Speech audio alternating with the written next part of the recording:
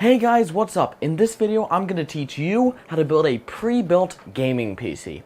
The first step to building any decent pre-built is using a case that is both functionally and physically identical to the cases used by every other pre-built company. A good example is these two. They have the same everything. Now, to differentiate yourself, you should definitely add something like a cool logo to the front of your case or a shitty logo to the front of your case, whatever you prefer. So now that we've chosen our case, we got to get to the very important step of motherboard. Now, your motherboard choice is very important, and that's why you should pick the most boring and disgusting thing you can find. Now, it has to be ugly, as in a terrible color for a PCB, but have features that you would think would go on a better board. This is a perfect example, having two PCIe slots for crossfire support, but it's brown and disgusting. Although you want to pick a motherboard that is disgusting in every way, you want to make sure that it has a chipset capable of overclocking your CPU. This will be very important when you add your CPU, because for your CPU you want to make sure that you use a CPU that is functionally incapable of overclocking. In this case, we have a Core i7 6700 non-K. The non-K is very important because you want to market that it has an overclockable chipset and motherboard without marketing the fact that the CPU, no matter what, cannot be overclocked. And as you see, I've already added something that you'll definitely need when making a pre-built gaming PC. A shitty, terrible looking, stock-ass cooler. In this case, we went with this Thermaltake one from 1995. Now that you have that out of the way, you definitely want to get onto your RAM. Be sure to use the most basic looking RAM that you can possibly find. Despite the fact your case has a tempered glass side panel, you want the inside of the PC to look like fucking garbage. So we're going with this stick of DDR4. Now, everybody knows that dual channel is the best for DDR4 memory on modern CPUs, and that's why you're going to use single channel. Now, you want to make sure that you have an amount of RAM in your PC that makes it functionally useless in every fucking way. So for this build, we're going with 4 GB of DDR4 2133. And we're going to slot that in to the last slot. Wow, that's just beautiful, isn't it? Now that we have our motherboard complete, let's get it mounted inside the case. Now, one key component you want to add to your case is airflow that doesn't fucking work in any way. These side exhaust fans are taking air from nowhere and blowing it to nowhere, effectively doing nothing to help cool the inside of this case. That is perfect. Now, before you put in your motherboard, you definitely want to make sure there's at least 5 to 50 loose screws inside the case. Beautiful. Now you're going to mount your motherboard. Now you would think that you need an I/O shield, but you don't. Careful, because this is where a lot of people mess up. You would think, typically, that you would want to attach the motherboard to the case and the standoffs using every single screw hole on the motherboard. That is incorrect. That would lead to a decent build. We do not want that when building a pre-build. So we're just going to use one screw.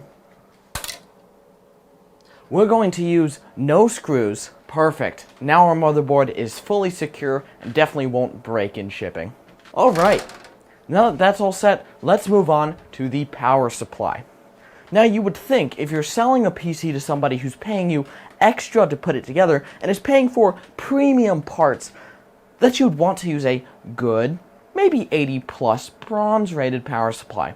But that is incorrect. See, to save money, you want to use literally the shittiest thing that you can put in a computer and still have it turn on at least once. Because once it arrives at a customer's house, it's their fucking problem. Now, one thing that is an absolute must when wiring up your PC is to use very confusing and stupid connectors, like this dual Molex and fan cable connector, which is fucking garbage. Now, the most important step when cable managing and wiring up your whole PC is to make it look like it was done by a 6-year-old. Now, the next step is the hard drive. Now, for the hard drive, it is very important that you use literally the worst fucking thing that you can find. In this case, we're using a WD Green Power drive. This is a used drive that'll probably die in 1 to 2 months, and we're definitely going to want to use that in a pre-built that might be used for years. Now, in terms of graphics card, you definitely want to pick a card that is generally matches the color scheme, kind of. So for this build, we're going with this Gigabyte RX 488 gig because orange.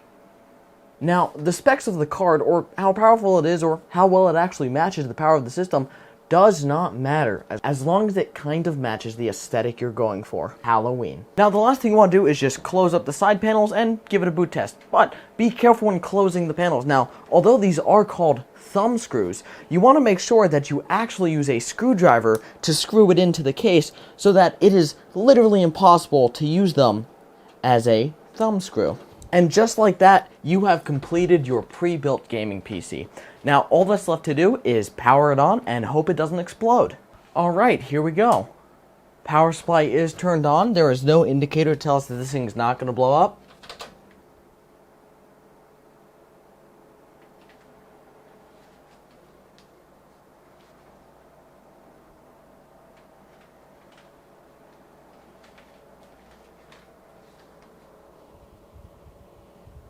Oh my god.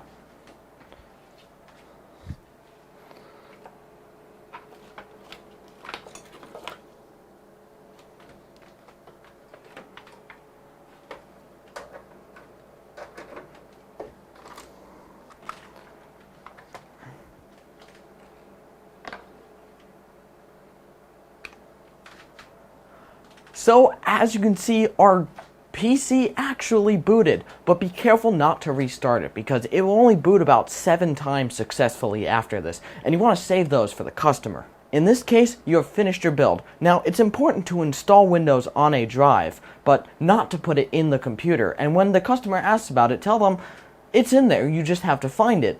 Although it's not, and they're going to give up, assuming they've made a mistake, when realistically, it's your fault entirely. And that's it, guys. We have successfully built a pre-built gaming PC. Okay, in all seriousness, why the fuck are the fans blue when this is a orange and black themed, case? CyberPower PC, orange and black. These are the fans that originally came with this pre-built. Why are they fucking blue? And blue is the only color they are because they're Molex fans. They glow one color. Why are they blue? Hey, look at that. The card's blue too. Oh no! It interferes!